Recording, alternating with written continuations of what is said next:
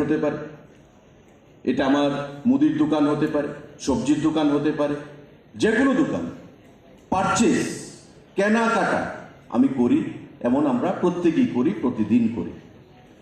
কিন্তু আমরা অনেক কোনো জিনিস আছে ওভারলুক করি, নিজের অধিকার সম্পর্কে আমরা ওয়াকিবহল নই। নিজেকে সচেতন করা, নিজেকে ওয়াকিবহল করা, সেটা আপনাকে নিজেকেই করতে হবে। সরকার দপ্তর আপনার পাশে থেকে আপনাকে গাইড করতে পারে, কিন্তু আপনাকে বাধ্য করতে পারবে না। সরকারের সে অধিকার নেই যে আপনাকে বাধ্য করার। আপনার মর্জির মালিক আপনি, আপনাকেই সেটা করতে হবে। তাই আমি বাজারে গেলাম, সে যেটা জাস্টিস লোধ বলছিলেন, আমি একটা রেস্টুরেন্টে গেলাম, হয়তো তাকে রেস্টুরেন্টে যে মেনু চার্ট আছে, আমি কি খাবো, ভেজ খাবো না নন ভেজ খাবো, আপনি অর্ডার প্লেস করলেন, আপনাকে বলা হলো যে আমরা নন ভেজে এই দিই, ভেজে এই ক্যাটাগরি আমরা সার্ভ করি। আপনি খেতে বসলেন আপনার বন্ধু বান্ধবদেরকে নিয়ে, আপনি দেখলেন যে কথা আপনাকে বলা হয়েছে সেভাবে তারা সার্ভিস দিচ্ছে না, বা সেই কোয়ালিটির খাদ্য আপনাকে দিচ্ছে না, বা আপনাকে যে পরিমাণ বা কোয়ান্টিটি দেওয়ার কথা ছিল সে পরিমাণ কোয়ান্টিটি সার্ভ করছে না। আমরা কিন্তু এই জিনিসগুলো দেখি না। খাবার পেয়েছি, খেয়ে নিয়ে বিল দিয়ে বেরিয়ে এলাম। এবার খাবার খেয়েছি, কথা ছিল 50 টাকা পার ডিশ নেবে, কোনো কারণে আপনার থেকে 2 টাকা 5 টাকা বেশি নিয়ে নিল। আচ্ছা পকেটে আছে, দিয়ে দিলাম। কেন নেওয়া হলো, এটা নিতে পারে কিনা, কোন প্রভিশনে সেটা নিয়েছে, সেই জিনিসগুলো কিন্তু আমরা ওভারলুক করি।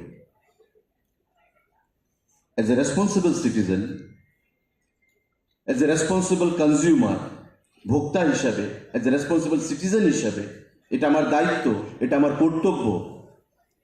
আমি ঝগড়া করব না, কিন্তু আমি ওই দোকানদারকে বা ব্যবসায়ী প্রতিষ্ঠানকে আমার বলতে হবে যে তুমি যে আমাকে ফাঁকি দিচ্ছ, মানে আমি ফাঁকির কবলে পড়লাম, তুমি প্রতিটা মানুষকে এভাবে ফাঁকি দিচ্ছ, মুনাফা কামাচ্ছ।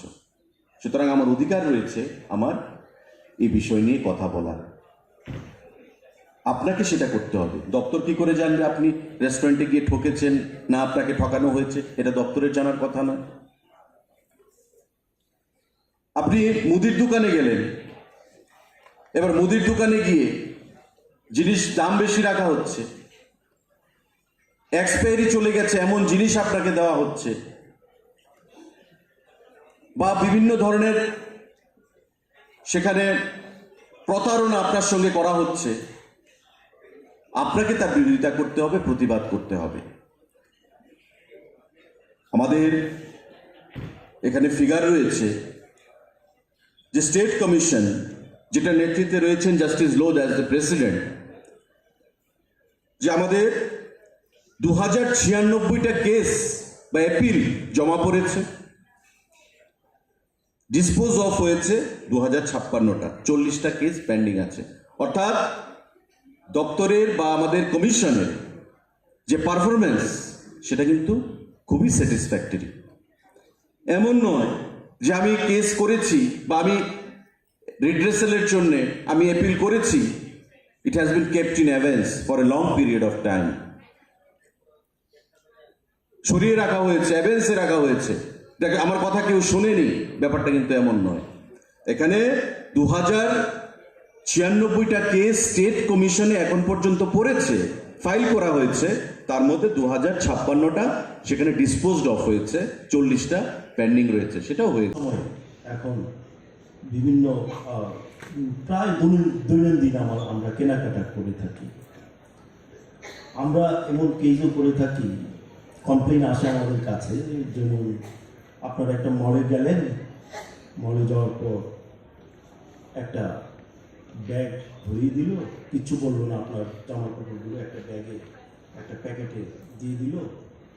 প্যাকেটের মধ্যে ওই মলের নাম বা ওই দোকানের নাম বা ওই কোম্পানির নাম লেখা আছে।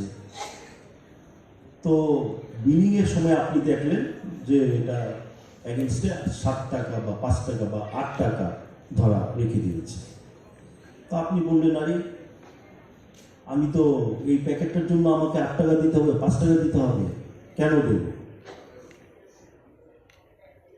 তো যারা একটু সচেতন, কশাস কনজিউমার, এরা প্রতিবাদ জানিয়ে বলে যে না, তুমি এই প্যাকেটটার মাধ্যমে তোমার দোকানের নাম লিখে তুমি এটাকে পাবলিসিটি করছো, কাজে why I pay for that. তারপরে যেটাই হয়, এরা মানে না, আপনার থেকে টাকাটাও রাখলো, প্যাকেটটাও দিল। আপনার প্যাকেটেরও প্রয়োজন আছে, আপনি নিয়ে নিলেন, কিন্তু আপনি জানতেন না, আপনার অজ্ঞাতেই এরা একটা চার্জ বসিয়ে দিল। এই ধরনের প্রায় আমাদের সদর ডিস্ট্রিক্টে প্রায় 200 উপরে কেস ফাইল করা হয়েছে বিভিন্ন সময়ে, বিভিন্ন মল, বিভিন্ন দোকানের এগেনস্ট, এবং প্রত্যেকগুলোতে আমরা জেলা ভোক্তা আদালত, ডিস্ট্রিক্ট কনজিউমার কমিশন অথবা স্টেট কমিশন ওই কনসার্নের বিরুদ্ধে, ওই এস্টাবলিশমেন্টের বিরুদ্ধে রায় দিয়েছে এবং কম্পেনসেশন দিতে বলেছে। 5 টাকা দিয়ে এরা বিক্রি করেছে প্যাকেটটা, তার জন্য 5,000 টাকা কম্পেনসেশন দিতে হয়েছে। এটা ক্রেতা সুরক্ষা আইন ভঙ্গ করার জন্য। তো এই জিনিসগুলো এজ এ কনজিউমার আমাদের খুবই লক্ষ্য রাখা দরকার যে এই ডিমান্ডগুলো সব ইলিগাল।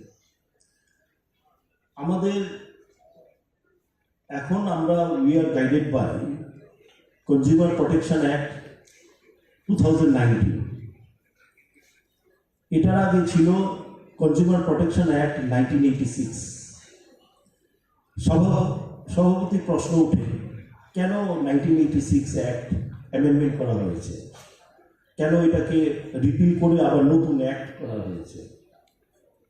এটার অবজেক্টটা হচ্ছে বর্তমান সময়ে আমাদের সামাজিক ব্যবস্থা বা আমাদের কেনাকাটার যে নতুন নতুন পদ্ধতি আমরা অনুসরণ করছি। আমরা এখন শপিং করছি, ডিজিটাল মাধ্যমে আমরা বিভিন্ন জিনিস কিনে নিচ্ছি, এবং অনেক সময় অনেক রকম কমপ্লেন আসে। 1986 অ্যাক্টে ওই কমপ্লেনগুলো কিভাবে ডিল করা হবে ওইগুলোর কোনো প্রভিশন ছিল না, যার জন্য আমাদের গভর্নমেন্ট অফ ইন্ডিয়া, আমাদের সেন্ট্রাল গভর্নমেন্ট বা লেজিসলেচার আইন প্রণয়ন করে, law makers of the country, they felt that yes, a new law should come up. এবং with that object and view, আমাদের ওই পুরনো যে আইনটা 1986 অ্যাক্ট has been repealed এবং নতুন আইন 2019 কনজিউমার প্রোটেকশন অ্যাক্ট 2019 ইন্ট্রোডিউস করা